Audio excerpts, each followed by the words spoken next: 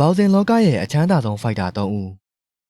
ဘောက်စင်ကစားနည်းကတော့ကမ္ဘာပေါ်မှာလူကြိုက်အများဆုံးကစားနည်းတစ်ခုပါ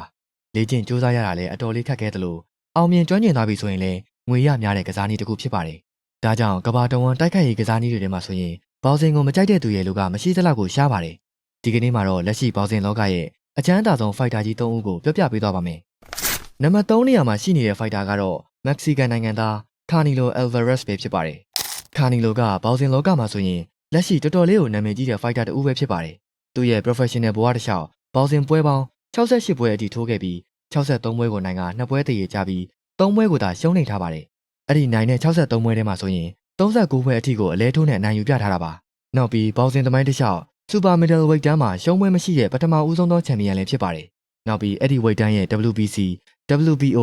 IBF ကပတ်တွေကိုလည်းသိမ်းပိုက်ထားတဲ့ဖိုက်တာတူဖြစ်ပါတယ်။ထိုးပုံထိုးပေါက်အရန်ကောင်းပြီးသူ့ကိုအနိုင်ယူဖို့ဆိုတာဒီဘက်ခေတ်မှာဆိုရင်မေဝယ်သာတို့လိုဖိုက်တာမျိုးတွေကလွှင့်ရင်တခြားမဖြစ်နိုင်ပါဘူး။ဒါပေမဲ့စက်တင်ဘာလ23ရက်နေ့တုန်းကတော့ Terence Crawford ကိုအမှတ်နဲ့ရှုံးနေခဲ့တာပါ။ရှုံးပွဲအရန်ရှားတဲ့ဒီဖိုက်တာကဘောက်စင် professional ဘဝမှာ3ပွဲကိုပဲရှုံးနေမှုတာပါ။သူ့ရဲ့ကြွယ်ဝချမ်းသာမှုတွေကတော့ဒေါ်လာတန်း300ကျော်အထိကိုရှိပါတယ်။နံပါတ်1ဖိုက်တာကတော့တမိုင်းတစ်လျှောက်အကြီးကျယ်ဆုံးတွေကတူဖြစ်တဲ့ George Foreman ပဲဖြစ်ပါတယ်။မိုဟာမက်အလီနဲ့ခေတ်ပြိုင်ဖိုက်တာတူဆိုရင်လည်းမမှားပါဘူး။ဖိုက်တာဘဝ82ပွဲထိုးခဲ့ပြီး86ပွဲအထိကိုနိုင်က68ပွဲအထိကိုအလဲထိုးပြခဲ့ပါတယ်။ဒီဖိုက်တာကအမေရိကန်သမိုင်းရဲ့အကြီးကျယ်ဆုံးဖိုက်တာကြီးတွေကတူဖြစ်ပြီးမိုဟာမက်အလီကိုတော့မနိုင်ခဲ့ပေမဲ့အလီနဲ့ဆိုရင်တော့မတိမ်မယင်းအနေထားမှာရှိခဲ့ပါတယ်။နောက်ပြီးမိုဟာမက်အလီကိုနိုင်မှုတဲ့ဂျိုးဖရေဇာကိုအနိုင်ယူခဲ့တဲ့ဖိုက်တာလည်းဖြစ်ပါတယ်။သူခေတ်အခါကဆိုရင်အခုလက်ရှိဘောလုံးလောကကမက်ဆီနဲ့ရိုနယ်ဒိုတို့လိုပါပဲ။မိုဟာမက်အလီကလည်းကြီးကျယ်ခမ်းနားသလိုဖိုးမန်ကလည်းတော်တော်လေးကိုခမ်းနားခဲ့တဲ့ဖိုက်တာတူပါ။ဘလောက်ကောင်းလဲပါညာမပြောပြနေတော့ပါဘူး။သူ့ရဲ့ fight record တွေကိုပဲကြည့်လိုက်ပါ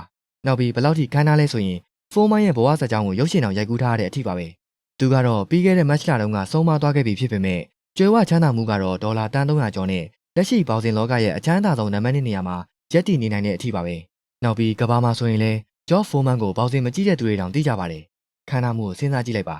။နံပါတ်1နေရာမှာရှိနေတဲ့ဘောက်စင်လောကရဲ့အချမ်းသာဆုံးဖိုက်တာကတော့မေဝယ်သာပဲဖြစ်ပါတယ်။ရှုံးပွဲတစ်ပွဲကဘဝကိုပြောင်းလဲပေးခဲ့တဲ့ဖိုက်တာဆိုရင်လည်းမမှားပါဘူး။မေဝယ်သာကတပွဲရှုံးခဲ့ဘူးပေမဲ့professional fighter ဘဝမှာတော့မဟုတ်ပါဘူး။ဒါကြောင့်သူ့ရဲ့ပြိုင်ဆိုင်ရှားဆန်ချိန်တစ်ခုဖြစ်တဲ့ပွဲ90ထိုးပွဲ90နိုင်ဆိုတဲ့ဆန်ချိန်ကအခုထိကမ္ဘာမှာထင်ရှားနေရတာဖြစ်ပါတယ်။ရှင်းရှင်းပြောရရင်မေဝယ်သာကဒီဘက်ခေတ်မှာဝိတ်တန်း၈ခုရဲ့ချန်ပီယံဖြစ်တဲ့ပတ်ကွီယိုကိုတောင်အနိုင်ယူခဲ့ဘူးတာပါ။ကျွယ်ဝချမ်းသာမှုတွေကတော့ရက်ဆက်လုံးပါတယ်။စီးပွားရေးလုပ်ငန်းတွေများစွာနဲ့လောကကြီးကိုငွေနဲ့အလှဆင်နေသူတူဖြစ်ပါတယ်။သူအနားယူသွားပြီဆိုပေမဲ့ဘောက်စင်လောကမှာဆိုရင်လည်းသူ့ထပ်ဖို့ချမ်းသာတဲ့ဖိုက်တာကအခုထိကိုမရှိသေးပါဘူး။နောက်ပြီးမေဝယ်သာကတော်တော်လေးလည်းအကြွားတန်ပါတယ်။ဘဝအရန်နာခဲ့တော့အရန်ကြိုးစားပြီးအောင်နိုင်မှုနဲ့ငွေကြေးကိုခမ်းနားအောင်လုပ်ကဘဝကိုအနိုင်ပိုင်းပစ်တာပါ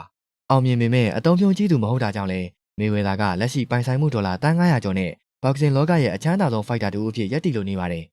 အခုပြောပြပေးသွားတာကတော့လက်ရှိဘောက်စင်လောကရဲ့အချမ်းသာဆုံးဖိုက်တာ3ဦးကိုပဲဖြစ်ပါတယ်ဒီ3ယောက်ထဲမှာဂျော့ဖိုးမန်ကတော့အထအကျဆုံးပါပဲ